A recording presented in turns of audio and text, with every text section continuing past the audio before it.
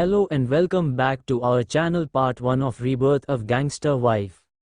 Chapter 1 black queen. हर इंसान सोचता है कि उसकी मौत खूबसूरत तरीके से हो जिससे उसकी आत्मा को शांति मिल सके, लेकिन जब वही मौत अपनों के धोखे और दर्द से भरा हो तो इंसान मर के भी मर नहीं पाता है। वो जहाँ भी जिस भी दुनिया के रहता है वो तड़पता ही रहता है। लेकिन कुछ लोग भगवान के भरोसे रहते हैं कि वो उनके दुश्मनों को सजा देंगे, लेकिन कुछ लोग खुद पर यकीन करते हैं और जो खुद पर यकीन करता है वही अपनी ज़िंदगी जी पाता है। रात के अंधेरे के खाली सड़क पर एक बाइक काफ़ी तेज रफ्तार से आगे बढ़ रही थी, इतनी तेज कि अगर बगल में कोई आए तो वो हवा से ही उड़ जाए। उसी बाइक को चला रही लड़की जो हवा से भी तेज बाइक चला रही थी, उसके कानों के ब्लूटूथ लगा था। उसने एक नज़र पीछे देखते हुए कहा, वो लोग मेरे पीछे ही है, तुम लोग माल लेके किसी और रास्ते से पुराने अपार्टमेंट में जाओ, मैं उन्हें डाइवर्ट करके सीधे वही आती हूँ। मैं अब देखती हूँ साले चूजे ब्लैक क्वीन को हराते कैसे है। तभी दूसरी तरफ से एक लड़की ने कहा, रितिका ज्यादा स्टाइल दिखाने की जरूरत नहीं है, प्लीज अपना ध्यान रखना, अगर वो लोग उलझे तो तुम खुद पीछे हो जाना प्लीज यार, तू हमारी जान है और हाँ, हम सब बेसब्री से यहाँ पर तेरा इंतजार कर रहे हैं, तू जल्दी से आजा, फिर जीत की पार्टी करेंगे।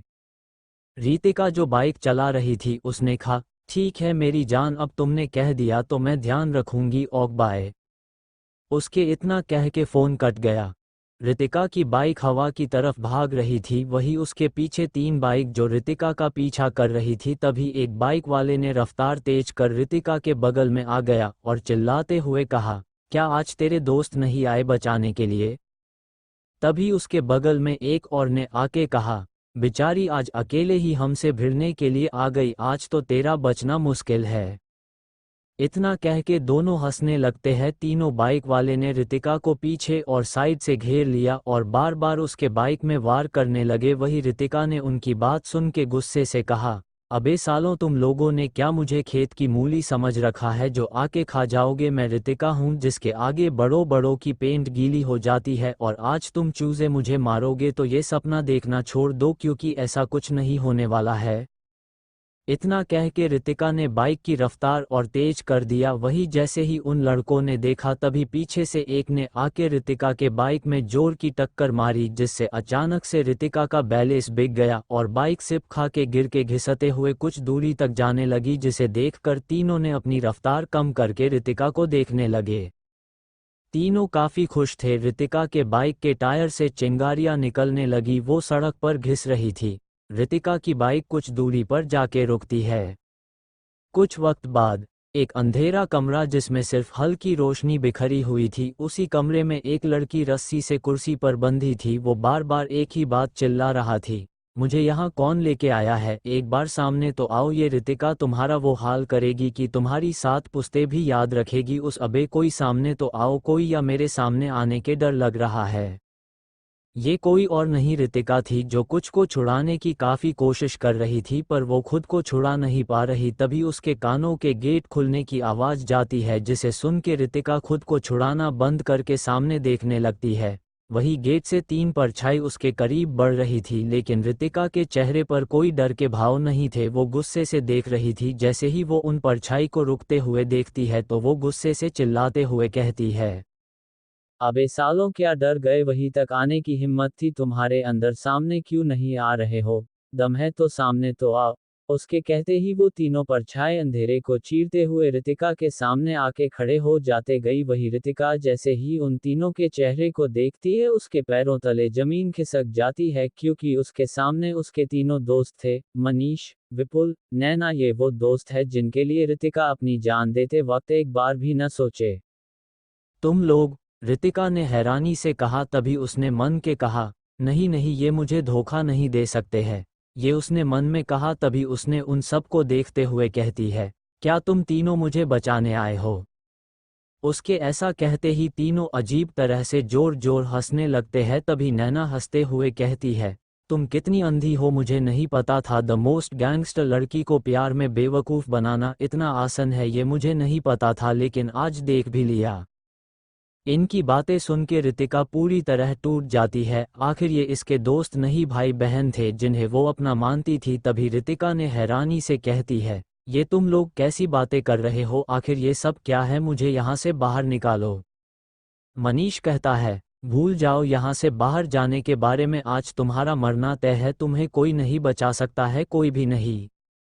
रितिका ने गुस्से से कहा, तुम लोग धोखेबाज निकलोगे, मैंने सोचा नहीं था, मैं इतने दिनों से तुम जैसे सांप को पाल रही थी, अगर मुझे पता होता तो मैं उसी वक्त तुम लोगों को मार देती जब मेरी जिंदगी के आए थे तुम तीनों।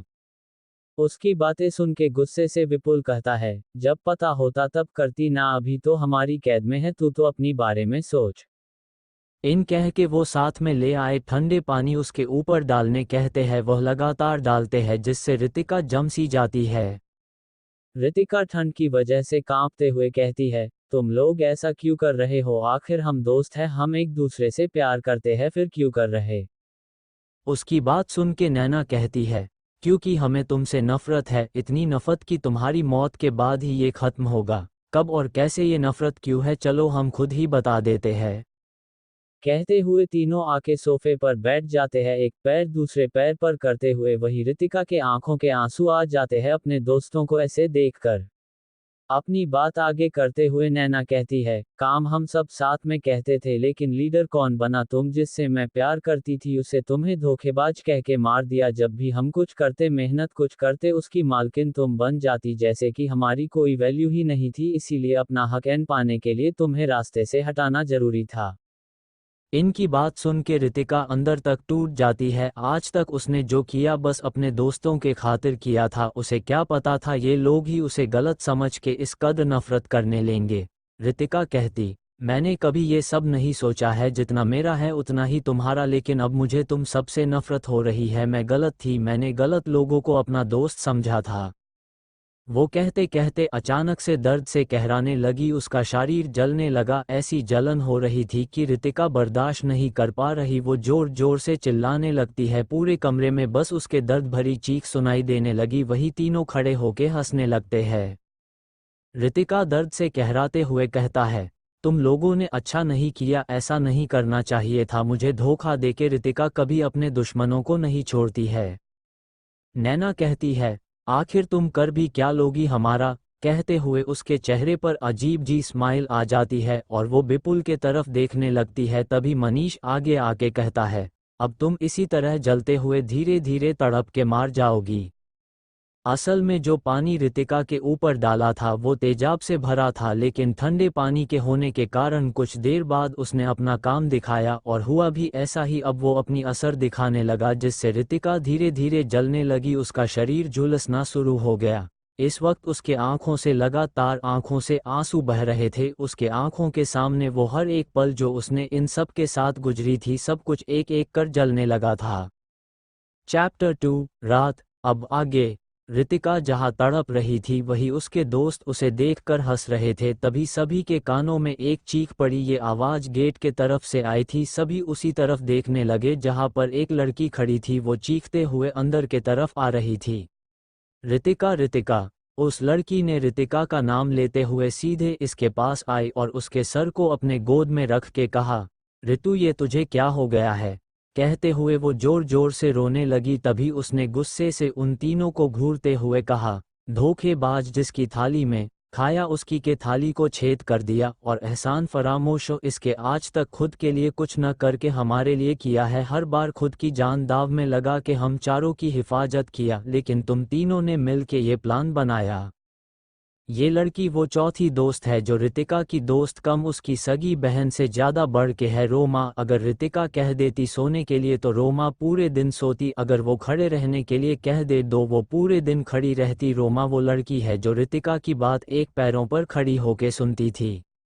रोमा की बात सुन के नैना ने गुस्से से पीछे से उसके बालों को पकड़ते हुए कहा, रितिका की चमची, तुझसे किसी ने ज्ञान नहीं मांगा है तो अपना मुंह बंद रखा कर, समझी।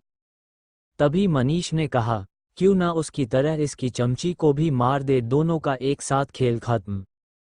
नैना ने हंसते हुए कहा, नेकी और पूछ पूछ ले विपुल, तुझे ये पसंद थी ना, जा लेके कर ले अपनी मर्जी। इन सब की बात सुन के रितिका ने गुस्से से तिलमिलाते हुए कहा, उसे हौंथ मत लगना, तुम्हारी दुश्मनी मेरे साथ है उससे, नहीं तो मुझे मारो ना, उसे सजा क्यों दे रहे हो, अगर उसे कुछ भी हुआ तो मैं तुम तीनों को जिंदा नहीं छोड़ूंगी। छोड़ने के लिए तू जिंदा भी तो होनी चाहिए। नैना ने कहा। वही विपुल रोमा को अपने साथ ले गया। उसने कितनी बार रोकने की कोशिश करी लेकिन कोई फायदा नहीं। वही रितिका इस तरह से झुलस गई कि वो एक कदम चलना क्या हिल तक नहीं पा रही थी। बस रोमा की दर्द भरी चीखें उसके कानों के जा रही थी। वो अपनी बहन की इस तरह से चीख बर्दाश्त नहीं कर पा रही। इसीलिए उसने रोमा की गन जो कि उसके पास थी उसे उठा लिया और अपने कनपट्टी पर रखते हुए कहा, ये मत सोचना तुम लोग जीत गए हो। मैं अपना बदला लेने जरूर आऊंगी और हर एक चीज का बदला लूंगी। तुम सबको ऐसी मौत दूंगी कि तुम्हारी रूह तक कांपेगी। वही सामने खड़े मनीष और नैना ने जब ऋतिक को गन लगाते हुए देखा तो उसने कहा, तुम इतनी काया हो हमें पता नहीं था लेकिन हम ऐसा करने नहीं देंगे। तुम तड़प कर हो मरोगी। कहते हुए जैसे ही नैना ने ऋतिका के तरफ बढ़ी ऋतिका ने गन चला दिया। एक पल के लिए तेज आवाज के साथ पूरे कमरे में सन्नाटा छा गया। आज दर्द और धोखे से भरी जिंदगी से ऋतिका पूरी तरह आज़ाद हो गई।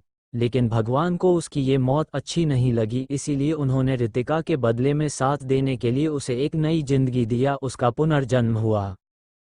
रिबर्थ। हॉस्पिटल के वीआईपी वार्ड के एक लड़की लहंगे के जोड़े में बेहोश पड़ी थी। उसके हाथों में चूड़ियां और चेहरे पर हल्का सा मेकअप। बेहोशी के हालत में भी उसका चेहरा चांद की तरह चमक रहा था और शरीर संगमरमर की तरफ बैठ पाता था। वही बगल में नर्स जो कि मशीन चेक कर रही थी, अचानक से उसका ध्यान लड़की पर गया जो धीरे धीरे अपनी आंखें खोल के सब कुछ देख रही। डॉक्टर डॉक्टर नर्स ने चिल्लाया था। एक डॉक्टर दौड़ते हुए अंदर आए। तभी नर्स ने कहा, डॉक्टर पेशेंट को होश आ रहा है देखिए। उसके कहते ही डॉक्टर उस लड़की को चेक करने लगा। थोड़ी देर तक देखने के बाद उसने कहा, आज हमारी किस्मत अच्छी है जो ये लड़की बच गई वरना वो राक्षस हमें सूली पर चढ़ा देता।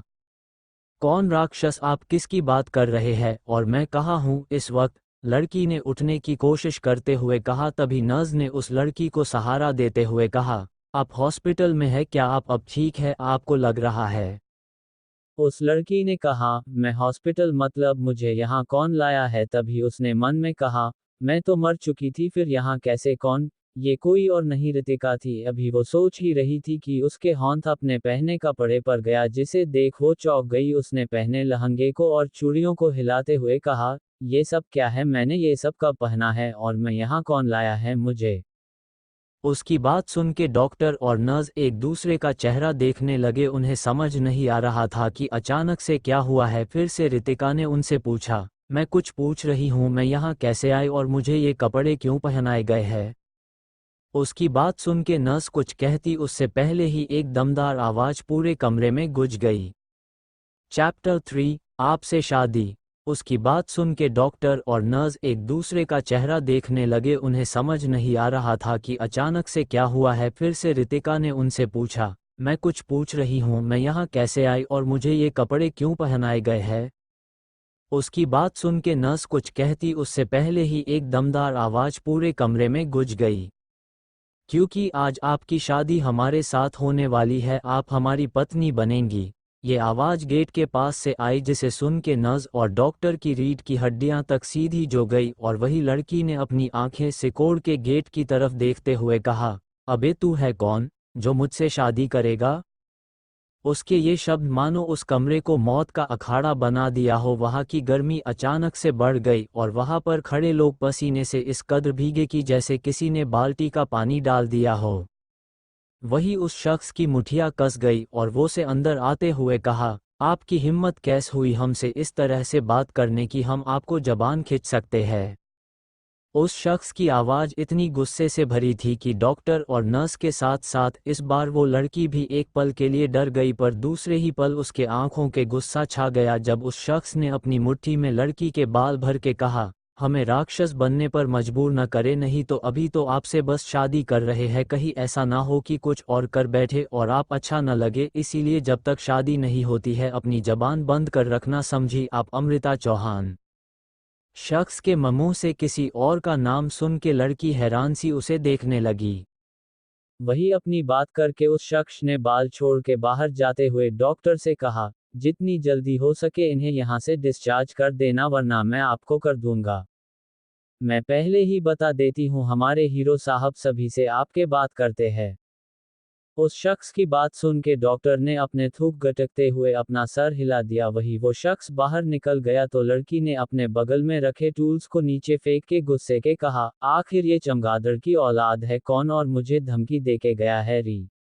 वो आगे बोलती कि अचानक से उसके दिमाग में उस शख्स के बोले शब्द गए, अमृता चौहान। ये शब्द याद आते ही अचानक से रितिका की आंखें चमक गई। उसने कहा, इस आदमी ने मुझे अमृता क्यों कहा? ये अमृत कौन है? आपका नाम अमृता है मैम, क्या आप अपना नाम भूल गई? नाज ने रितिका की बातें सुन के कहा। वही रितिका उसे अजीब नजरों से देखने लगी। तभी इस नाज ने कहा, क्या हुआ मैम, आप मुझे ऐसे क्यों देख रही है? रितिका कहती है, क्या आप मुझे कुछ बता सकती है जो मैं पूछूं आपसे? नज कहती है, जी पूछिए, क्या पूछना है आपको? रितिका ने कहा, मेरा नाम अमृता चौहान है, मैं यहाँ कैसे आए और मुझे क्या हुआ था? रितिका का सवाल सुन के एक पल के लिए नस शांत हो गई और मन में कहा, अजीब लड़की है, खुद मरने की कोशिश करके मुझसे पूछ रही है। रितिका, क्या हुआ, आप क्या सोचने लग गई? नज, कुछ नहीं मैम। हाँ, क्या पूछ रही थे? आपका ही नाम अमृता चौहान ही है, आपने सुसाइड करने की कोशिश किया था, खुद गाड़ियों के सामने आ गई थी और किसी गाड़ी ने टक्कर मार दिया, वो तो आपकी किस्मत अच्छी थी जो आप बच गई, ज्यादा चोट नहीं आई। नस की बात सुन के रितिका ने कहा, इसका मतलब मैं रितिका नहीं अमृता हूँ, और इसका मतलब मेरी नहीं मतलब इस लड़की की शादी उस चमगादड़ से होने वाली थी और वो चाहती नहीं थी शादी करने के लिए, इसीलिए सुसाइड करने की कोशिश किया। वैसे भी उस सुअर से कौन शादी करेगा, इतना सड़ा है कि दूर से बदबू आ रही थी। फिर उसने खुद के हाथों को देखते हुए कहा, मैं तो बिल्कुल थी हूँ, क्या मेरा पुनर्जन्म हुआ है? क्या सच में ऐसा होता है भी है? हाँ रितिका, होती है, तभी तो तू किसी और का नाम ले लिया है। मुझे अपने दुश्मनों से लड़ने के लिए दूसरा जन्म मिला है। वो अपने ख्यालों के थी कि नज ने उसे वर्तमान में लाते हुए कहा, आपका डिस्चार्ज पेपर रेडी हो गया है, चलिए मैं आपको बाहर तक छोड़ देती हूँ। नस की बात पर रितिका यानी अमृता ने कुछ नहीं कहा, बस लहंगे में ही बेड से नीचे उतर के कमरे से बाहर चली गई। वो अभी भी उलझन में थी, उसे क्या करना चाहिए कुछ समझ नहीं आ रहा था, वो किसके शरीर में है। तभी अचानक से उसके पैर रुक गए। उसने अपने बगल में लगे आईने में देखा तो उसकी आंखें हैरानी से बड़ी हो गई। वो अपने चेहरे पर हाथ रख ध्यान से मिरर में देखने लगी। वो पहले से ज्यादा खूबसूरत लग रही थी, लेकिन उम्र सिर्फ 20 साल लग रहे। रितिका बड़े ध्यान से देखने लगी। तभी उसने मन में कहा, ये किसका चेहरा है? ये मेरा नहीं है, मैं पूरी तरह बदल गई हूँ। इस चेहरे को देखते हुए उसने कहा। तभी उसे कुछ धुंधला सा याद आने लगा। जो तस्वीर उसके सामने आ रही थी काफी धुंधली थी, लेकिन रितिका अच्छे से याद करने लगी और उसके आंखें के सामने सब कुछ आने लगा, जिसमें एक लड़की जो बेतहाशा रो रही थी और बार बार कह रही थी, मुझे शादी नहीं करनी है, प्लीज मुझे यहाँ से जाने दे। लेकिन उस लड़की की एक बात भी कोई नहीं सुना रहा और उसे जबरदस्ती रेडी किया गया, लेकिन वो ये सब नहीं करना चाहती थी, इसीलिए घर से भाग गई। वो बेसुध से सड़क पर चल रही थी, तभी अचानक से एक गाड़ी आके उसे धक्का मार दिया, जिससे लड़की थोड़ी दूरी पर जाकर गिरी। उस वक्त उसके सिर से काफी खून बन रहा था। धीरे धीरे रितिका को सब कुछ याद आने लगा और उसने अपने चेहरे को देखते हुए कहा, इस लड़की के साथ कितना गलत हुआ है, उसकी शादी जबरन इस आदमी से हो रही है। अजीब लोग हैं ये लोग, ऐसा कैसे कर सकते हैं, इस मासूम की जिंदगी बर्बाद कर रहे हैं। लेकिन तुम अमृता चिंता मत करो, अब जब मैं आ गई हूं तो तुम्हारे साथ कुछ गलत नहीं होने दूंगी। मैं भी देखती हूँ कौन क्या क्या करता है। चैप्टर 4, क्या नाम है तुम्हारा? अब आगे। अमृता ने मिरर में देखते हुए खुद से कहा। उसे कुछ चीजें याद आने लगी थी जिससे उसे काफी गुस्सा भी आया। वही अमृता इस चेहरे में इतना खो गई कि बगल में खड़ी नर्स कब से आवाज दे रही है, उसे सुनाई ही नहीं दे रहा। मैम क्या हुआ है, आप ऐसे क्यों देख रही है, चलिए ना। नर्स ने अमृता को कंधे से पकड़ के हिलाते हुए कहा, जिससे वो अपने होश में आके कहती है, हाँ क्या हुआ, क्यों भौंक रही हो यार। अमृता ने इतना तेज बोला कि एक पल के लिए नस बेचारी सहम सी गई और उसे देखने लगी। तभी अमृता ने खुद से कहा, यार रितिका नहीं नहीं, अमृता क्या कर रही है, देख बेचारी डर गई। अपनी ये गुंडागिरी कुछ दिन तक संभाल के रख, शायद आगे काम आए, वैसे भी कमजोरों पर तू वार नहीं करती। कहते हुए उसने नर्स को प्यार से कहा, प्लीज तुम बुरा मत मानना, अब तुम ही बताओ, मैं ठहरी 20 साल की नादान परिंदा जो बस उड़ना जानती है और मेरी शादी किसी बूढ़े से हो रही है तो मैं क्या करूं। सब बच्चे को गुस्सा तो आएगा ही ना, मेरा कोई इरादा नहीं था तुम्हें तारीफ देने की, लेकिन क्या करूं यार, हो जाती है गलती। उसकी बात सुन के नज ने स्माइल के साथ कहा, कोई बात नहीं मैम, आपने मुझसे इतने प्यार से बात किया वही मेरे लिए काफ़ी है, नहीं तो ऐसे तो कितने लोग कुछ न कुछ सुना के चले जाते हैं, पर आप बहुत अच्छी हो वैसे आपके। सच कहा, आपकी शादी सीधे जल्लाद से हो रही कैसे। वो आगे न बोल सकी क्योंकि बोलते वक्त उसकी नज़र अचानक से केबिन के बाहर खड़े शख्स पर चली गई जो अपनी ज्वालामुखी भरी आंखों से नस को घूर रहा था। वही नस की हालत खराब होने लगी, तभी फिर से उसकी नज़र पीछे खड़े डॉक्टर पर चली गई जो इशारे से अपने हाथों को दिखा के कह रहे थे कि भाग जाओ वरना ये जल्लाद तुम्हें यही अपनी आंखों से मार डालेगा। नज ने जैसे ही डॉक्टर के बातों को समझा वो आसपास देखने लगी, कहा भागे। असल में उस शख्स की नज़र इतनी तेज थी कि वो कुछ समझ ही नहीं पा रही थी। वही उसकी इस हरकत को देख अमृता ने कहा, क्या हुआ, तुम ऐसे क्यों देख रही हो, आसपास कुछ है क्या। अमृता के सवाल सुन के नज फिर से उस शख्स को देखा तो अपनी नज़र नीचे कर लिया। वही उसकी नज़र का पीछा करके अमृता ने देखा तो उसे डर तो नहीं लगा उस शख्स के नज़रों से, बल्कि उसने अपना मुंह बना के कहा, छी ये कितना गंदा है, इसका चेहरा देख लग रहा है कि कहीं से जल भून के आता हो। सोचते हुए अजीब तरह से अपना मुंह बनाने लगी। वही शख्स ने उसके करीब आके कहा, आपका हो गया हो तो चलो यहाँ से। उसकी आवाज़ सुन अमृता अपने होश में आए और जैसे ही कुछ कहने को हुई कि फिर से उस शख्स ने कहा, अगर भूल से भी अब आपने अपनी जबान यहाँ खोली न तो यहीं पर पहले जबान कटवाऊंगा, उसके बाद आपसे शादी करूंगा। वैसे भी मुझे ज़्यादा बोलने वाले इंसान पसंद नहीं है, पूरी जिंदगी गूंगी बजा मैं रख सकता हूँ, अगर सलामती चाहती हो तो शांत रहो। उसकी की धमकी सुन एक पल के लिए अमृता डर गई। उसने मन में कहा, क्या ये सच में ये ऐसा कर सकता है। हाँ अगर कर दिया तो। कहते हुए वो खुद को अमेजिंग करने लगती है। वो किसी नौकर से पानी मांग रही है, ELLL पानी पीने, और कुछ बोलते हुए वो इशारा करने लगी, तभी फिर से उसके कानों के उसी शख्स की आवाज़ गई, अगर सोच लिया हो तो चलो, मेरे पास इतना टाइम नहीं है मैं यहाँ खड़ा रह सकूं। इतना कह के वो आगे बढ़ गया। वही अमृता ने जो अपने ख्यालों के थी एक बार फिर बाहर निकल के उसे जाते हुए देखते हुए कहती है, चल इसके साथ अमृता, वैसे भी अभी तो तेरे पास रहने के लिए कोई जगह तो है नहीं, देखते हैं पहले ये शादी क्यों कर रहे हैं मेरे से। उतना कह के वो उस शख्स के पीछे भागी। जैसे ही उसके जस्ट पीछे पहुंची उसने अपना मुंह टेढ़ा करके कहा, मेरे पास इतना टाइम नहीं है।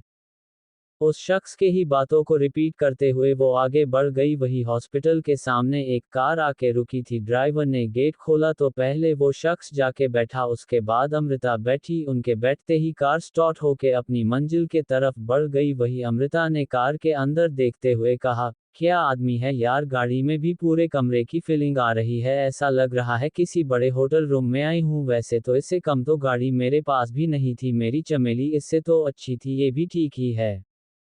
चमेली यानी रितिका की बाइक।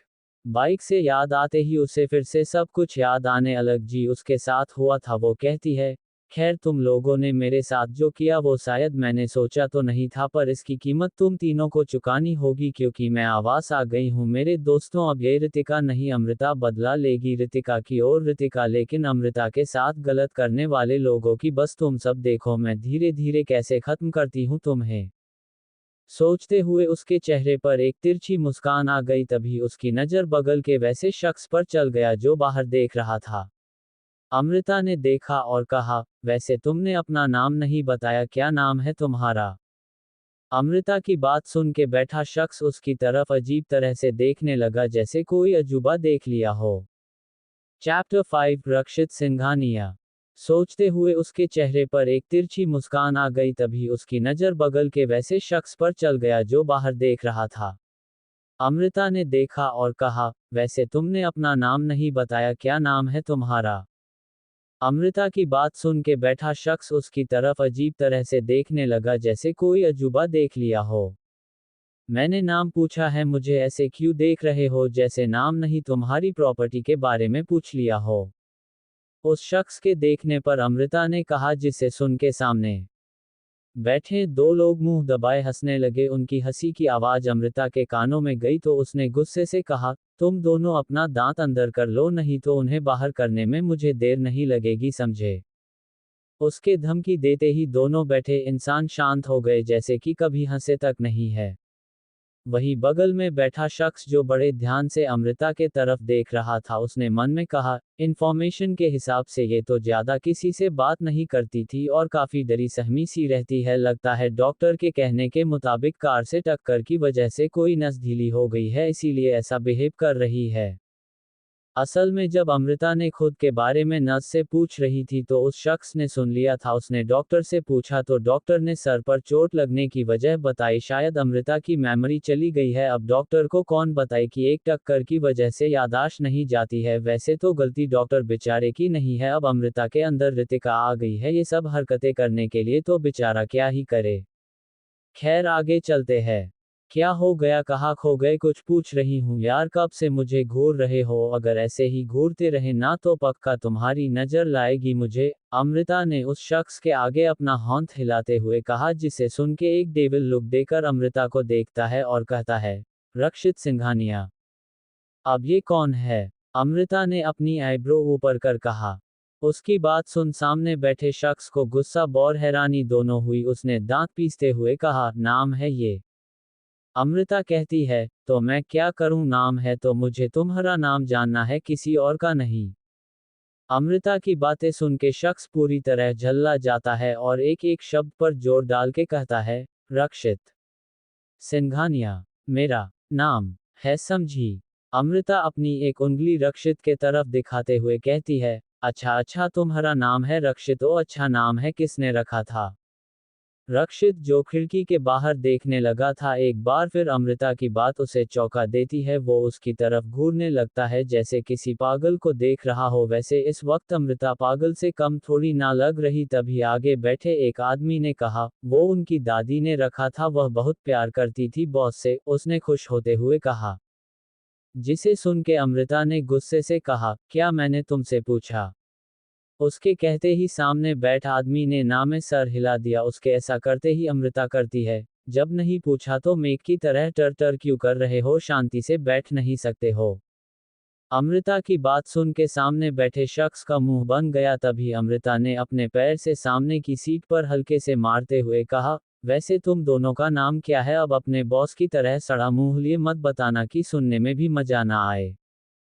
अमृता ने ये शब्द जिस तरीके से बोला था उसे सुन के रक्षित क्या सामने बैठे दोनों मुड़ के उसकी तरफ देखने लगते हैं। तभी सामने बैठे शख्स ने मन में कहा, क्या होने वाली लेडी बॉस को हमारे बॉस से डर नहीं कह रहा है, उनके मुंह पर बेइज्जती कर रही है। वैसे सही ही है यार, तुम लोग कहाँ खो जाते हो, मेरे पास ज्यादा पेशेंस नहीं है, जल्दी बताओ अपना नाम, अमृता ने कहा और सीट पर एल्थी पल्थी मार के बैठ गई। वही सामने बैठे आदमी ने कहा, मेरा नाम हर्ष और इसका? फिर हर्ष कार ड्राइव कर रहे आदमी के बाजू को हिलाते हुए कहता है, तू अपना नाम बता क्या है? उसकी बात सुन के कार ड्राइव कर रहे आदमी ने कहा, युग नाम है मेरा। अच्छा रक्षित, हर्ष और युग, तुम तीनों करते क्या हो? अमृता ने पूछा और अपने सवाल के जवाब लेने के लिए बैठी रही। जब किसी ने कुछ नहीं बोला तो अमृता फिर से कुछ बोलने को हुई कि तभी रक्षित ने गुस्से से उसकी तरफ देखते हुए कहा, आप शांति से यहाँ बैठ नहीं सकती है? अगर एक शब्द भी अब आपने कहा तो यहीं से उठा के फेंक दूंगा, समझी? तुम कब से बोले जा रही हो? रक्षित ने इतने गुस्से से कहा कि इस बार अमृता कुछ पल के लिए डर गई और शांति से बैठ गई, लेकिन मन में रक्षित को हजार गलियां दे रही थी। भागड़ा बिल्ला कहीं का, बस नाम और काम ही तो पूछा है, इतना भड़कने वाली क्या बात है? इतना गुस्सा दिखा रहा है जैसे प्रॉपर्टी के बारे में पूछ लिया हो। जैसे प्रॉपर्टी के बारे में पूछ लिया हो। ये अमृता यानी रितिका के है जो हर बात पर कहने की आदत है उसे। इस बार अमृता कुछ ना बोल के शांति से बैठ जाती है। तभी कुछ देरी में कार जाके एक विला के बाहर रुकती है। जैसे ही कार गेट के पास पहुंचती है तो गार्ड तुरंत ही गेट को खोल देते हैं और कार अंदर के तरफ बढ़ जाती है, जिसे तो अमृता ने ध्यान नहीं दिया था। लेकिन जब कार अंदर आई तो वो बड़ी बड़ी आंखें करके विला को देखने लगी, जिसे इस वक्त दुल्हन की तरह सजाया गया था। हर तरफ लाइट और फूल लगे थे लेकिन कोई भीड़ नहीं थी। देखने में खूबसूरत तो था लेकिन लोग न होने की वजह से अमृता को कम पसंद आया। उसे अपना मुंह बना के कहा, अंडस को ये कोई घर है, ये तो लोग तक नहीं है, कैसे रहते होंगे इस भूतिया घर के कोई। वो सोच ही रही थी कि कार जाके सीधे मेन दरवाजे की सामने रुकती है और एक एक करके सभी कार से बाहर आते हैं। वही अमृता भी अपना लहंगा संभालते हुए कार से बाहर निकल जाती है और चारों तरफ देखने लगती है। तभी उसके पास हर्ष ने बड़ी सी स्माइल लेके कहा, चलिए भाभी अंदर चलते हैं, सभी हमारा इंतजार कर रहे हैं। उसने इतना कहा ही था कि अचानक से उसके गाल पर एक धमाकेदार थप्पड़ पड़ता है, जिससे हर्ष सीधा जाके जमीन पर गिर के मुंह से मिट्टी उठाने कहता है। और वही रक्षित, युग हैरानी से हर्ष को गिरते हुए देख रहे थे। चैप्टर 6 अबे साले। अमृता कार से बाहर निकल के अपने लहंगे को संभालते हुए चारों तरफ देखने लगती है। आज तक उसने इतना बड़ा घर और इतनी शानो शौकत नहीं देखी थी। ऐसा नहीं था कि उसके पास पैसे नहीं होते थे, बहुत थे, पर ज़्यादातर वो पैसे आश्रमों में दे देती थी, इसीलिए कभी उसे ऐसे शौक नहीं पाने। बड़ा घर, बड़ी गाड़ी, बाइक उसकी फेवरेट थी, जहाँ जाती बाइक से ही जाती थी। अमृता चारों तरफ देख रही थी और बाकी सब भी कार से बाहर निकल गए थे। तभी हर्ष ने अमृता के तरफ आके कहा, चलिए भाभी अंदर चलते हैं, सभी हमारा इंतजार कर रहे हैं। उसके कहते ही एक जोरदार थप्पड़ उसके गले पर लगता है और वो सीधा जमीन पर गिरता है। वही रक्षित और युग जो अंदर के तरफ बड़े ही थे, इस आवाज को सुन दोनों पीछे मुड़ के हर्ष को देखने लगते हैं, जो मुंह से मिट्टी उठा रहा था। वही हर्ष डर भरी नजरों से अपने गाल पर हौंथ रख के अमृता को देख रहा था, जो गुस्से के उसी को घूर रही थी। क्या कहा तूने मुझे भाभी? हम्मम अबे साले, मैंने पहले ही कहा था ना मुझे भाभी मत कहना, और साले तूने भाभी कहा। अब अगर आगे तूने कभी मुझे भाभी कहा ना तो थप्पड़ के साथ साथ हौंथ पैर भी तोड़ के रख दूंगी। मुझे वो लोग बिल्कुल पसंद नहीं है जो मेरी बातें ना माने। अगर कोई मेरे खिलाफ जाता है तो उसकी वो हालत। नहीं नहीं भाभी, सॉरी अमृता जी, गलती से मुंह से निकल गया, आज से कभी नहीं ऐसा होगा भाभी, मैं आज क्या फ्यूचर में भी कभी नहीं कहूँगा सॉरी। अमृता के बातों को बीच में काटते हुए हर्ष ने कहा और खड़ा होकर अमृता के लहंगे को ठीक करते हुए कहा, वो आपका लहंगा मुड़ गया है, मैं ठीक कर देता हूँ। अमृता का गुस्सा और उसका थप्पड़ खा के जैसे हर्ष पागल हो गया था। जो समझ में आया वही करने लगा, नहीं तो पता नहीं आगे अमृता उसके साथ क्या करे। अमृता और हर्ष को वही दो आंखें हौरनी से देख रहे थे रक्षित और युग। इस वक्त युग को कोई देखे के तो यही कहेगा, भाई मुंह बंद कर ले नहीं तो मक्खी चली जाएगी। लेकिन कौन ही कहे, क्योंकि जब पास खड़े रक्षित ने नहीं कहा दोस्त होके। खैर रक्षित भी युग की तरह हैरान था और उसने सो नहीं होने दिया, चेहरे पर बिना कोई इमोशन लिए खड़ा था, लेकिन अंदर से काफी हैरान था। वही उसे तो यकीन नहीं हो रहा कि अमृता किसी को थप्पड़ मार सकती है। जब उसने पहली बार अमृता को देखा था तो वो डरी सहमी सी थी, पर अचानक से इतनी कैसे बदल गई, ये सब सोचते हुए वो किसी ख्यालों में खो गया। एक अंधेरे कमरे में लड़की कुर्सी से बंधी गई थी, उसके मुंह पर टेप लगा था, वो बस डरी सहमी सी बैठी थी। उसे देख ऐसा लग रहा कि वो लड़की डर से यही मर न जाए, डर से वो कांप रही थी। ये कोई और नहीं अमृता थी, जो इस वक्त छोटे बच्चे की तरह डर रही थी। तभी उस कमरे के अपनी दमदार रुतबा लेके रक्षित अंदर आया, उसके पीछे युग और कुछ बॉडीगार्ड थे। युग रक्षित का पा है जो हर वक्त उसके साथ रहता है। रक्षित के आने से कमरे में गर्मी और बढ़ गई, ऊपर से गुस्से से लाल हुई आंखें उसकी, जो अच्छे खासे इंसान को डराने के लिए काफी था। रक्षित जैसे ही अंदर आके अमृता के तरफ देखता है तो उसके चेहरे पर अजीब सी स्माइल आ जाती है। वो हंसते हुए कहता है, मैं यही डर देखना चाहता था, आखिर तुम ही हो मेरे दुश्मन की बहन। अच्छा लगा तुमसे मिलके, अब तुम्हारे भाई को पता चलेगा कि अपनों के खोने का दर्द क्या होता है। इस बार तुम्हारे भाई को एहसास होगा उसने क्या किया है, जिसकी कीमत उसे चुकानी होगी। अपनी बात कह के रक्षित अमृता को देखने लगता है, जिसके आंखें नम हो चुकी थी, पर उसे रक्षित को कोई फर्क नहीं पड़ रहा। तभी रक्षित फिर से कहता है, जिस तरह तुम्हारे भाई ने मेरी बहन से शादी करके उसे धोखा देके भाग, लेकिन मैं वैसा कुछ नहीं करूंगा। लेकिन हाँ, मैं तुमसे शादी जरूर करूंगा और इतना तड़पाऊंगा कि तुम्हारी 7 पुश्तें भी याद रखेगी। उसने जिस तरीके से कहा था अमृता के लिए किसी श्राप से कम नहीं था, वही उसे यकीन नहीं हो रहा था। उसके भाई ने इतनी बड़ा कांड किया है, उसकी वजह से क्या क्या हो सकता है। उसका तो बचपन से बस एक ही सपना था, लोगों की हेल्प करना, उसकी सेवा करना, लेकिन वो तो ऐसे किसी इंसान के बीच और दोनों लोगों के नफरत के बीच फंस गई है। वही रक्षित ने अमृता को डरी सहमी सी देख के उसके फेस पर स्माइल आ गई। वो पीछे युग को देखते हुए कहा, इसे कल तक यही भूखे प्यासे रहने दो और कल रेडी करके विला लेके आना, कल वही शादी होगी। इतना कह के रक्षित वहां से निकल गया और उसकी बात सुन के अमृता डरी सी बैठी रही। ये सब सोच के रक्षित ध्यान से अमृता को देखते हुए कहता है, कोई एक दिन में कैसे इतना बदल सकता है? कल तक डरी सहमी सी लड़की आज झांसी की रानी बनी है, पर कैसे? ये सवाल रक्षित के मन में आया। वो युग की तरफ देखने लगता है। वही युग की जैसे ही किसी की नजरें महसूस होती है, वो अपना सर तिरछा करके रक्षित को देखता है जो गहरी नजरों से उसे घूर रहा था। वही युग जैसे उसकी नजरों को समझ में मन में कहता है, मैंने तो सही इन्फॉर्मेशन निकाला था, अब ये एंग्री बर्ड बन गई है तो इसमें मेरी क्या गलती है? कहते हुए वो अपना मासूम सा मुंह बना लेता है। दोनों जहां अपनी ही नजरों के खोते थे।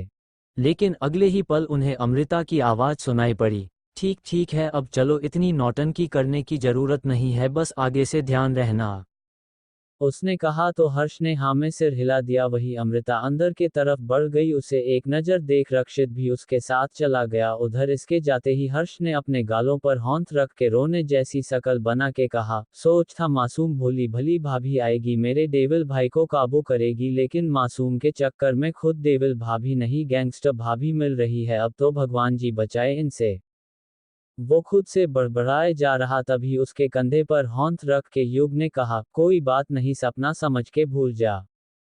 हर्ष ने उसकी तरफ देख के कहा, हाँ। युग ने कहा, हम मम। इधर अमृता, जिसने इन भरी लहंगा पहन रख था, वो ठीक से चल नहीं पा रही थी और झल्लाते हुए वो आगे बढ़ रही थी। तभी अचानक से उसके पैर लहंगे में फंस जाता है, जिससे वो संभल नहीं पाती और जैसे ही गिरने को होती है कि तभी कोई आके उसे थाम लेता है। चैप्टर 7 थप्पड़। इधर अमृता, जिसने इतना भारी लहंगा पहन रख था, वो ठीक से चल नहीं पा रही थी और झल्लाते हुए वो आगे बढ़ रही थी। तभी अचानक से उसके पैर लहंगे में फंस जाता है, जिससे वो संभल नहीं पाती और जैसे ही गिरने को होती है कि तभी कोई आके उसे थाम लेता है। एक पल के लिए अमृता घबरा जाती है और अपनी आंखें बंद कर लेती है, पर जैसे ही उसे एहसास होता है कि वो गिरी नहीं है तो वो धीरे से अपनी एक आंख खोल के देखती है। वो इस वक्त थोड़ा तिरछे होके खड़ी थी, जिससे उसे सामने कोई दिखाई नहीं दिया। वही जब उसने देखा कि किसी ने उसे पकड़ के रखा है तो वो अपनी दोनों आंखें खोल के बगल में देखती है, जहां पर एक लड़की, जिसने बेबी पिंक कलर का लहंगा पहन रखा था और चेहरे पर हल्का सा मेकअप भी कर रखा था। इस लुक में वो काफी खूबसूरत लग रही थी, जिसे अमृता आंखें फाड़ के देख रही थी। जैसे उसके सामने कोई लड़की नहीं भूत खड़ी हो। वही उस लड़की ने अमृता को ठीक से खड़ा करते हुए कहा, क्या तुम ठीक हो? अमृता ने उसके बातों का कोई जवाब नहीं दिया, बस एकटक उसे देख रही थी। वही तब तक अंदर हर्ष और युग भी आ गए थे। वही बगल में रक्षित खड़ा होके अमृता को हैरान देख रहा था। उसे समझ में नहीं आया, अमृता इतनी हैरान क्यों है? भाई, इसे क्या हो गया? ये मेरी बहन को क्यों घूर रही है? कहीं उसने भी तो भाभी नहीं कह दिया? हर्ष ने घिरे से युग के कानों में कहा। युग कहता है, कहा होता तो अब तक झापड़ उसको भी पड़ चुका होता। हर्ष हंसते हुए कहता है, तुम्हारे मुंह में घी शक्कर एक बार पड़े और मैं इसे मार खाते हुए देखूं। ये सुन युग उसे घूर के देखता है, जिससे हर्ष अपनी बत्ती सी चमका देता है, ग्रिन। वही अमृता के सामने हर्ष की बहन हर्षी खड़ी थी, जिसे अमृता हैरान होके देख रही थी। अब तक उसके आंखों में आंसू भी भर आए थे। जब हर्षी ने अमृता को कोई जवाब देते नहीं देखा तो उसने फिर से कहा, भाभी क्या आप ठीक है? कुछ हुआ है? भाभी सुन। जहां अमृता अपने होश में आए, वही युग और हर्ष एक दूसरे का चेहरा देख हर्षी के तरफ भागे, मानो जैसे अमृता अभी हर्षी को थप्पड़ मरेगी। लेकिन वो उसके पास आते उसे पहले ही सामने का नज़ारा देख दोनों के कदम रुक गए। वही आंखें और मुंह खोले सामने का नज़ारा देख के रक्षित के पास जाके खड़े हो गए। वही दोनों की तरह रक्षित का भी वही हाल था।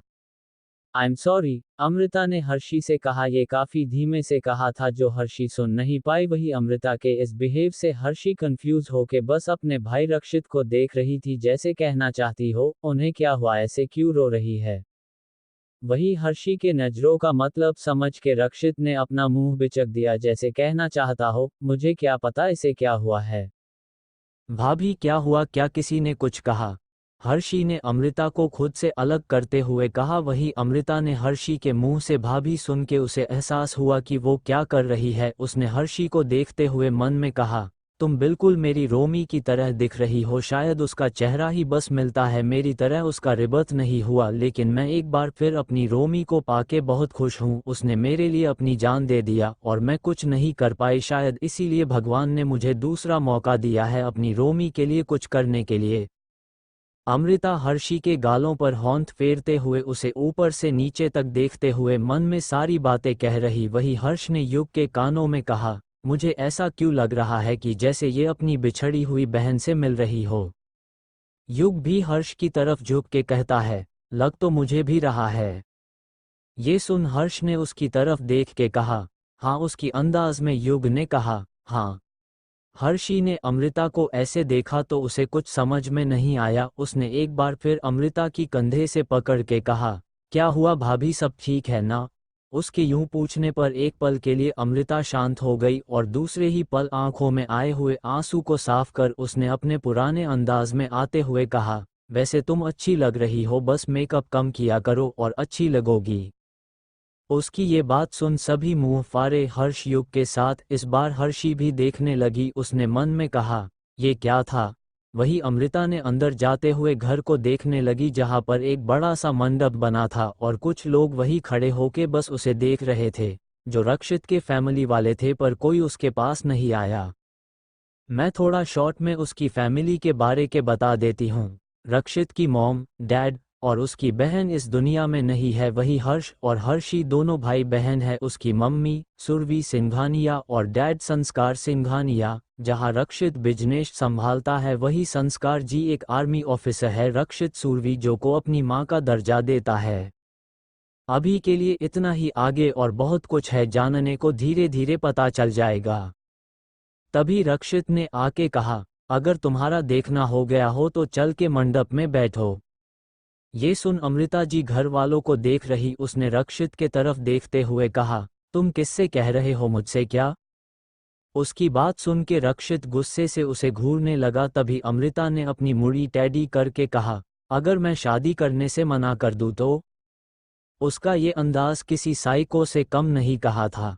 ये बात सुन के रक्षित ने अपने दांत पिसते हुए कहा, वैसे तुम यहाँ से भाग नहीं सकती और ना तुम में इतनी हिम्मत है कि तुम इस शादी को करने से मना कर पाओ, और अगर तुमने ऐसा किया भी तो मैं तुम्हारा और तुम्हारी उस फैमिली का वो हाल करूंगा जो तुमने कभी सोचा नहीं होगा। वैसे मैं तुम्हें एक बात याद दिला दूं कि कल मेरे आदमियों ने बस तुम्हें ट्रेलर दिखाया था। अगर शादी नहीं करनी है तो बता दो, मैं पूरी पिक्चर दिखा सकता हूँ, वो भी अभी। ये सुन अचानक से अमृता के अभी के सामने कुछ धुंधला सा दिखाई देने लगता है। अमृता दीदी प्लीज हमें बचा लीजिए प्लीज। कुछ बच्चे घर में लगी आग के बीच में खड़े थे, वो रोते हुए चिल्ला रहे थे। वही आग बढ़ती जा रही थी। वही उसके आसपास काफी लोग खड़े थे जो बार बार पेट्रोल उस आग में डाल रहे थे। वही आग में 15 20 बच्चे खड़े बुरी तरह रोते हुए बचाने के लिए भीख मांग रहे थे। ये याद आते ही अमृता ने गुस्से से रक्षित का कॉलर पकड़ लिया और कहा, तेरी इतनी हिम्मत कि तू बच्चों के साथ ऐसा करेगा, मैं तेरी तो। बीच में रक्षित ने कहा, सोचना भी मत वरना। अपनी बात कह के अमृता के गुस्से से जल रहे आंखों में देखने लगा। वही अमृता को अब तक सब कुछ याद आ चुका था। मीन्स कृतिका को अमृता के लाइफ के बारे में सब कुछ याद आ चुका था। वो कौन है, यहाँ क्यों है और कैसे है। चैप्टर 8 शादी। अब आगे। असल में अमृता की माँ ने एक आश्रम बनवाया था अपनी माँ के मरने के बाद। अमृता अक्सर वहां जाया करती थी। उसके घर पर अमृता के भाई और डैड बहुत ज्यादा रोक टोक करते, इसीलिए वो माँ के याद के बहाने उस आश्रम में जाके रहती और कोई कुछ न कहता वहां रहना उसे पसंद था। वही जब रक्षित अपनी बहन के मौत का बदला लेने के लिए कहता है तब जाके उसे अमृता के बारे के पता चलता है। इसीलिए अपना बदला लेने के लिए रक्षित अमृता को किडनैप कर लेता है। वैसे उसने पहले सोच था कि वो डरा धमाका के शादी के लिए मान जाएगी और वैसा ही हुआ। अमृता मान गई थी, मगर जब उसका भाई रक्षित से लड़के उसे लेने आया तो अमृता को जाने से रोक के लिए रक्षित ने आश्रम के बच्चों को आग के बीच में खड़ा कर दिया, जिससे अमृता डर से शादी के लिए मान गई और इसी सब के चक्कर में उसका एक्सीडेंट हो गया। अमृता और रीतिका बच्चों में मायने में कमजोर पड़ जाती है। जहां अमृता का खुदे का आश्रम था वहीं ऋतिका एक अनाथ की ही थी। वो जिस आश्रम में रहती थी उसे को हर महीने पैसे भेजा करती और उसे बच्चों से काफी लगाव भी था।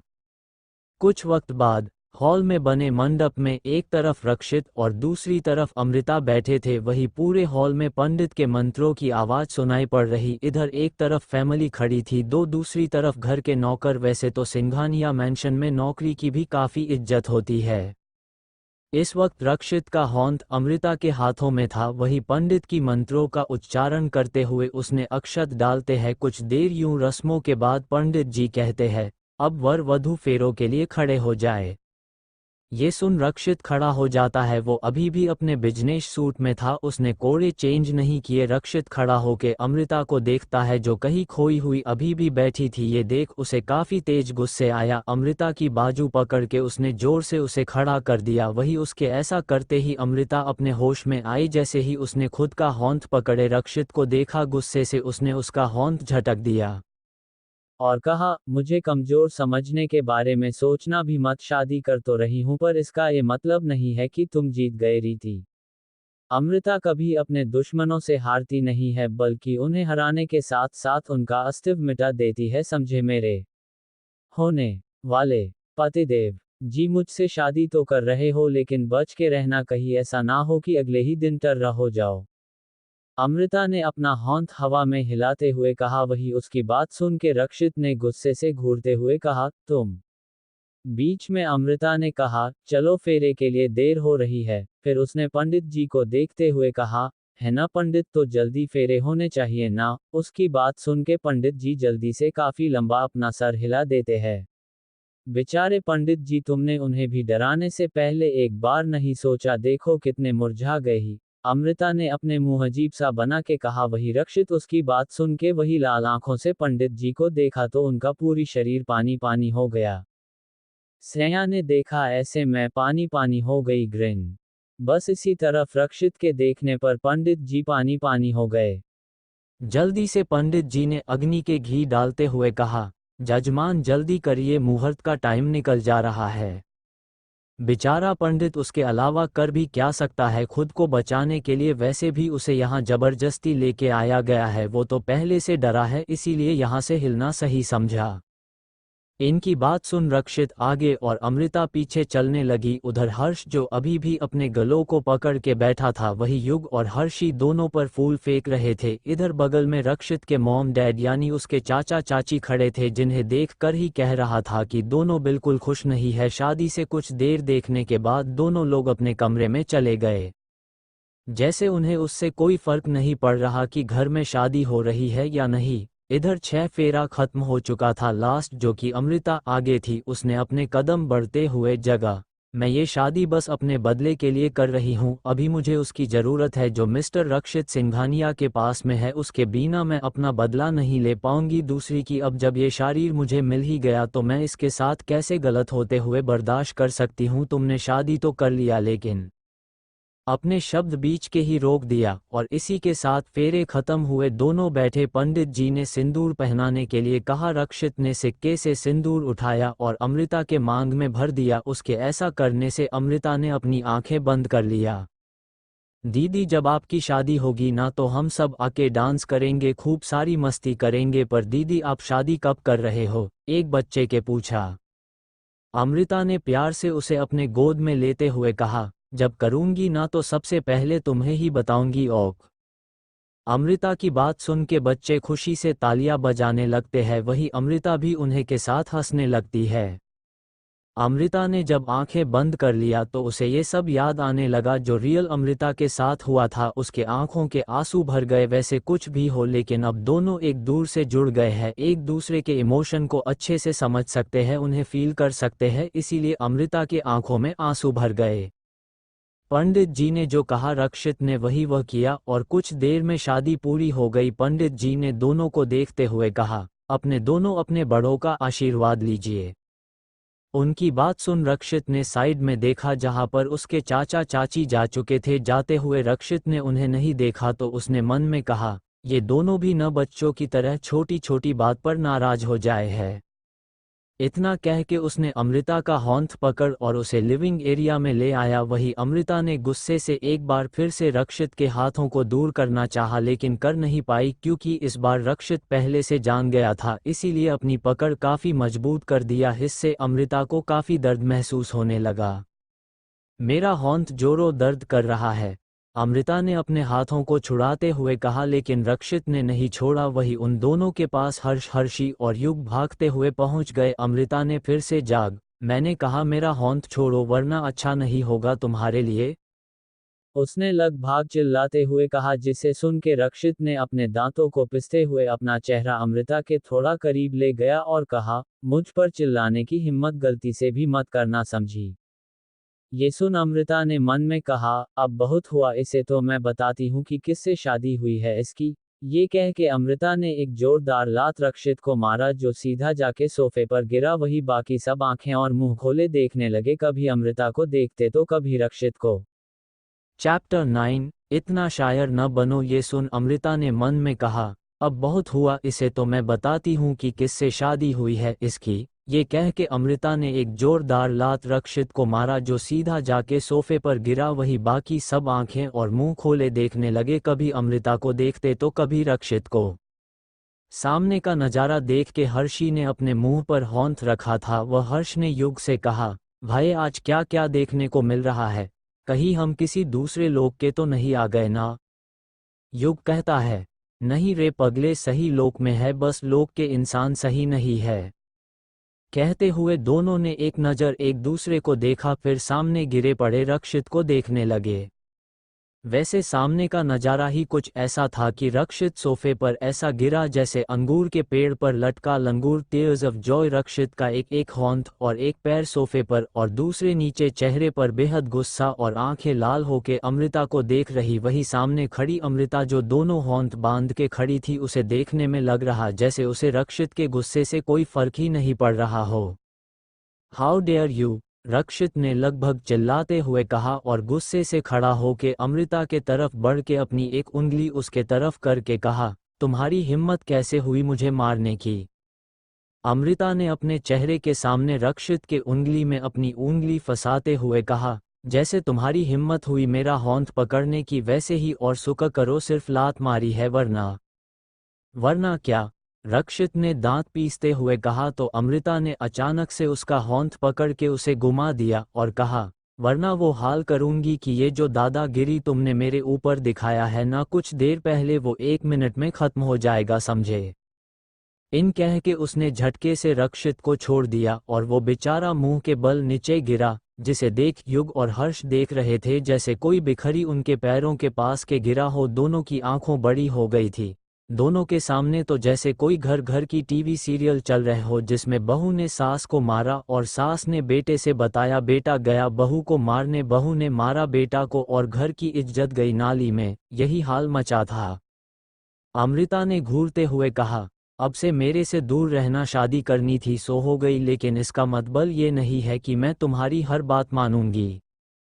अपनी बात कह के जैसे ही अमृता जाने को हुई कि हर्ष ने आगे आके कहा, ये सब तो ठीक है लेकिन ऐसे कैसे, कोई मतलब नहीं होगा, आज शादी हुई है भाई, आपकी तो पहली सुहागरात है ना। तो फिर उसने गिरे हुए रक्षित के तरफ देख के कहा, वैसे अगर इस वक्त रक्षित के चाचा चाची अपने बेटे का हाल देखते तो बेचारे कोमा में चले जाते।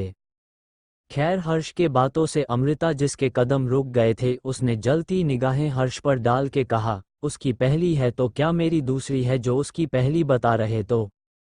बेचारी अमृता को बुरा लग गया। Tears of Joy. हर्ष कहता है, मतलब आपको सुहागरात माननी है। उसकी बात सुन अमृता सकपका जाती है। वो घबराते हुए कहती, मेरा वो मतलब नहीं था। अपनी बात कह के तेज कदमों से बाहर जाने को हुई कि पीछे से रक्षित ने उसे पकड़ लिया। अमृता कुछ देखती या समझती उसे पहले ही रक्षित ने अमृता का हाथ पकड़ के उसे कंधे पर लटका के हर्ष के तरफ देखे कहा, पहली बार तुम्हें कोई अच्छा काम किया है, अब मैं इसे बताता हूँ मेरी ऊपर हाथ उठाने का अंजाम क्या होता है, अब मैं बदला लूंगा अपना। इस वक्त उसके फेस कर जंग जीतने की खुशी थी, जैसे कोई करोड़ों से ज्यादा प्रॉफिट हुआ हो आज उसका। Tears of Joy. इतना कह के वो आगे बढ़ जाता है। वही अमृता उसके पीठ पर मारते हुए कहती गई, छोड़ो मुझे, कहा ना छोड़ो। वो जितना चिल्ला रही रक्षित उतना ही इग्नोर करके तेज कदमों से कमरे के तरफ जाने लगा। वह नीचे खड़े तीनों बस मुंह खोले देख रहे थे। तभी हर्षी ने कहा, भाई तो बड़े फास्ट निकले यार, मैं तो भाई की सीधा साधा समझती थी पर आज तो कमाल हो गया। उसकी बात पर बाकी दोनों ने बस अपना सर हिला के सीढ़ियों से जा रहे रक्षित और अमृता को देखने लगे, जहां अमृता खुद को छुड़ाने की नाकाम कोशिश किए जा रही थी और रक्षित उसे छूटने का एक मौका तक नहीं दे रहा। आखिर रक्षित और अमृता में आदमी औरत का फर्क है तो थोड़ी ताकत रक्षित के अंदर ज्यादा होगी। धड़ाम की आवाज के साथ कमरे का गेट खुला और रक्षित ने बोरी की तरह अमृता को बेड पर फेंका। तुम्हारी हिम्मत कैसे हुई मुझे हॉन्त लगने की, मैं तुम्हारा हॉन्त छोड़ दूंगी, अमृता ने पिलो को रक्षित के तरफ फेंकते हुए कहा। लेकिन रक्षित को एक भी लगा नहीं, वो हर बार बच गया। तभी उसने टैडी मुस्कान के साथ कहा, मेरी जंगली बिल्ली इतना गुस्सा सेहत के लिए अच्छा नहीं है, बीमार पड़ गई तो मजा नहीं आएगा क्योंकि तुम्हारे मुकाबले में ज्यादा स्ट्रांग हूँ। ओक, अमृता कहती है, सोचना भी मत वरना वो होगा जो तुम्हें कभी सपने में भी नहीं सोचा होगा।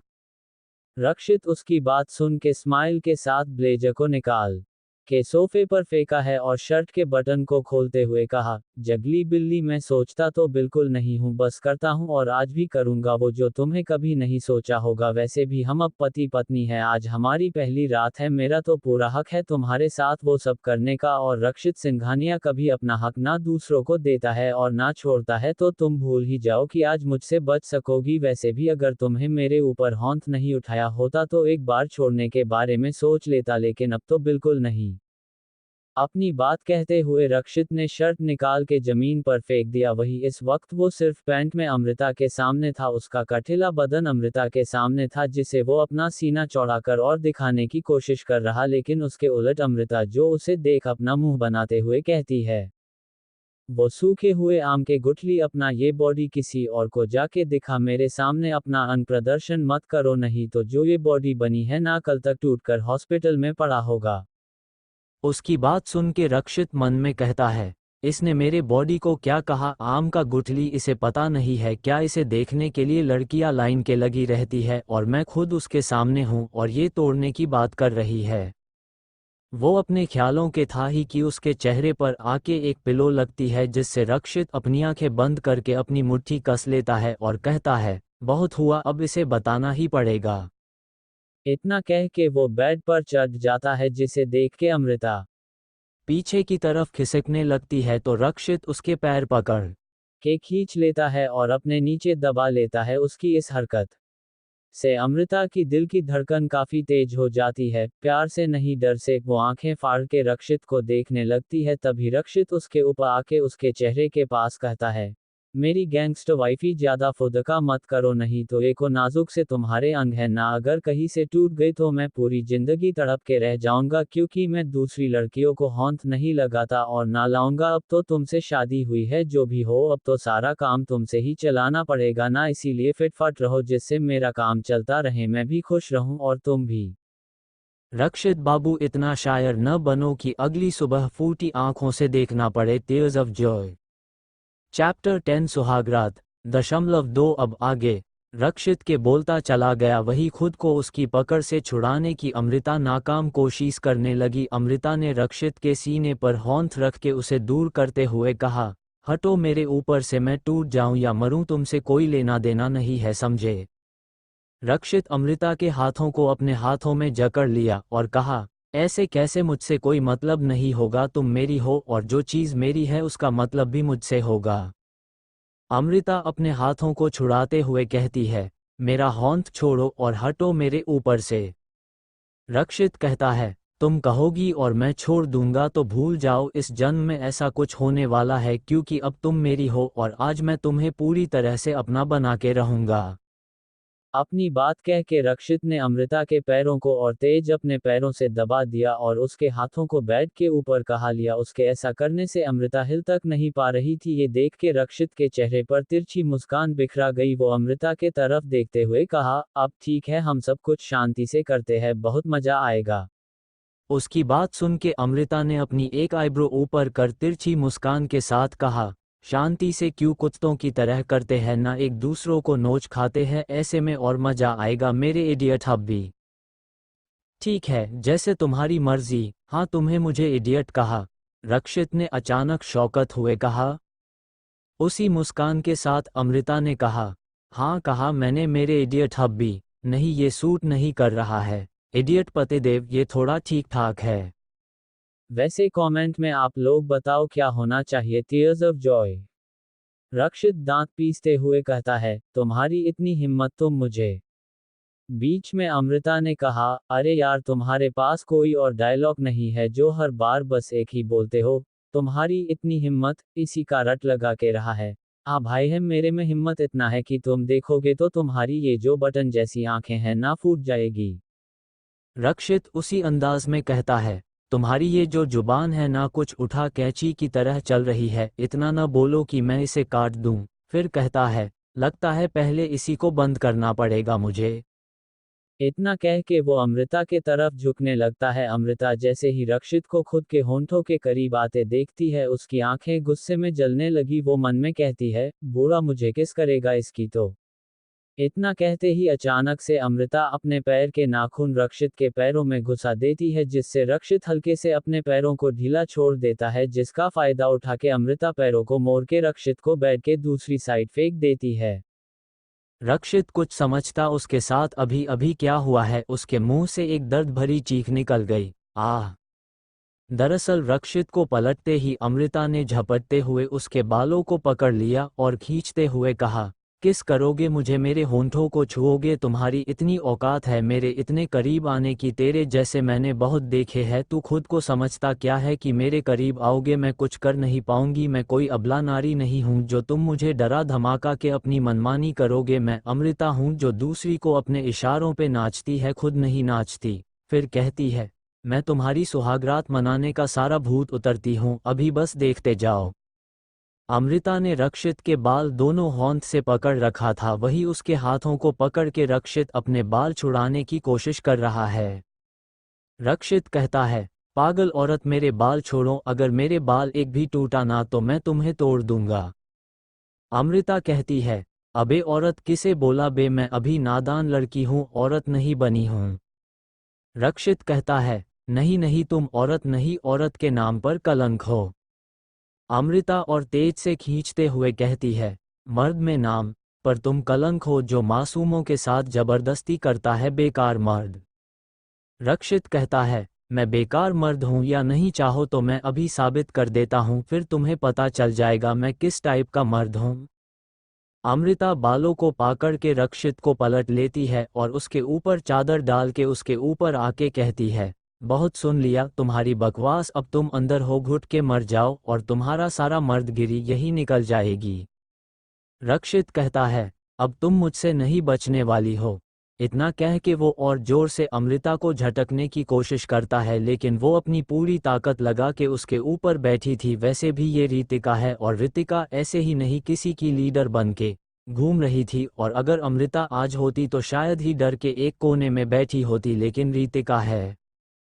काफी देर तक रक्षित उठने की कोशिश करता रहता है वही जब अमृता को लगा कि अब वो ज्यादा देर तक नहीं संभाल सकती है वो खुद के छुपने की जगह ढूंढने लगी तभी रक्षित ने झटके से उठा जिससे अमृता बैठ के नीचे गई। रक्षित उसे देखता उससे पहले ही अमृता वॉशरूम में घुस के अंदर से गेट लॉक कर लिया। लॉक की आवाज जैसे ही रक्षित के कानों में गई वो वॉशरूम के तरफ भागा लेकिन तब तक देर हो चुकी थी। गेट खोले तुम मुझसे बच नहीं सकती हो, रक्षित ने गेट पर हॉन्ट मारते हुए कहा। वहीं अंदर अमृता अपनी तेज सांसें को काबू करते हुए कहती है, भूल जाओ कि आज ये गेट खुलेगा। फिर मन में कहती है, भगवान किस घर में और किस सौतन के घर में भेज दिया यार थोड़ी तो अपनी इस नादान बालिका पर रहम तो करते पर नहीं यहाँ इस जल्लाद के पास भेज दिया। वो तो अच्छा है सही टाइम पर यहाँ आ गई अगर इस बार हॉन्ट आती ना तो पक्का वो मुझे नहीं छोड़ने वाला था। हाय मेरी इज्जत बच गई। Tears of Joy. वो खुद से बड़बड़ रही थी वही रक्षित लगातार गेट पर आना हॉन्ट मार रहा। अगर तुम बाहर नहीं आई ना तो मैं गेट तोड़ दूंगा मैं आखिरी बार कह रहा हूँ बाहर आ जाओ। उसकी बात सुन के एक पल के लिए अमृता घबरा जाती है। अगर सच में वो तोड़ के आ गया तो वो क्या करेगी, यही सोच अमृता खाली बाथटब में जाके बैठ जाती है और कहती है, अगर तुमने ये किया ना तो इस बार बाल खींचा है, इसके बाद पता नहीं क्या करूंगी। वैसे भी जो भी करूंगी तुम्हारे लिए तो बिल्कुल अच्छा नहीं होगा, इसलिए शांति से जाओ यहाँ से। उसकी बात सुन के रक्षित मन में कहता है, सही है, मेरा क्या जाता है, ये रहे पूरी रात अंदर, कल तक खुद ही दिमाग ठिकाने आ हो जाएगा पानी में रहने से।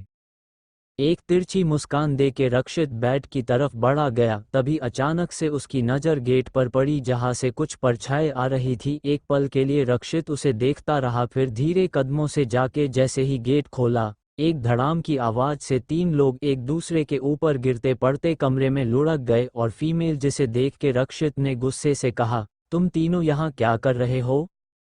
सामने गिरे 3 तिगाड़ा काम बिगाड़ा थे। टीयर्स ऑफ जॉय, हर्ष, हर्षी और युग थे। तीनों अपनी बत्ती सी चमकाए खड़े थे। ग्रिन रक्षित को देखते हुए कहते हैं, हम तो भाभी को देखने आए थे, तीनों ने साथ में कहा, जिसे सुन के रक्षित अपनी आंखें सिकोड़ के कहता है, मैंने आते टाइम क्या जहा था, मेरी सुहागरात है, मुझे परेशान मत करना, लेकिन तुम तीनों यहाँ तक पहुँच गए।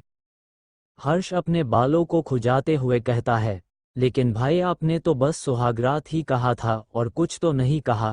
कहते हुए हर्ष रक्षित को देखने लगा। वही रक्षित को काफी गुस्सा आया, ये लोग एक तो उसके कमरे के बाहर जासूसी कर रहे हैं, ऊपर से उसे ही सावल। रक्षित कुछ कहता उससे पहले ही हर्ष ने फिर से कहा, भाई आपके बाल ऐसे बिखरे हुए क्यों है और ये बिस्तर ऐसे खराब क्यों है, जैसे यहाँ पर कोई लड़ाई हुई हो। क्या फिर से भाभी ने आपको मारा? Thanks for watching.